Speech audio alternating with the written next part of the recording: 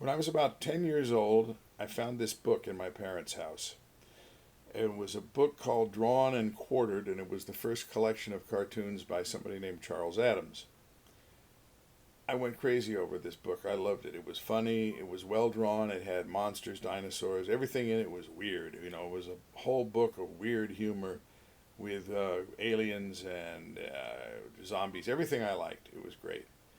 I later found out about Charles Addams a little bit, that his cartoons had appeared in New Yorker magazine for many years, including this weird family that he would draw. They had no names in the cartoons though. Morticia and Gomez, Lurch, Fester. They were all named many years later by Charles Addams himself when they wanted to make a television show called The Addams Family about his characters. And it was great because he participated in the show. He got to share in the profits and in the creation of it, and not all artists get that, so that was great for him. He was a truly eccentric guy. He collected suits of armor, crossbows, and medieval weapons, and he loved sports cars. Little car called a Bugatti, that was his favorite, a sort of an antique car. He loved architecture, old houses. He had a little boat that he sailed called the Polyp, and he was quite a ladies' man too. He really got around, old Charles did. So he was an eccentric guy to the bone. When he passed away, his work didn't pass away. His work became more popular than ever.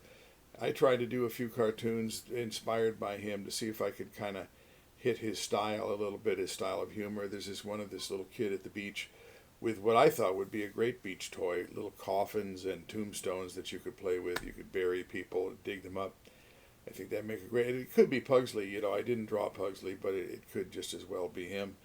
I did a few other ones just as tributes, and I did one tribute portrait for a book called Fantastic Fictioneers that had a chapter on Addams, and I did his family doing a séance to evoke the spirit of their creator. In the introduction to the book I was talking about, from 1939, 1940, this drawn and quartered book.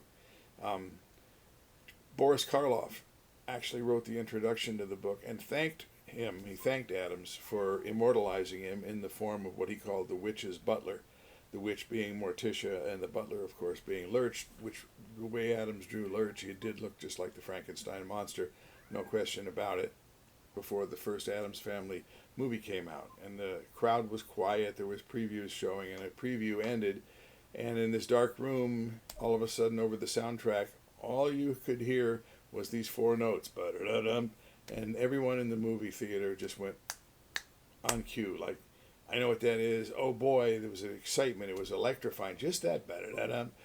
They sent a charge through the room. It was really great.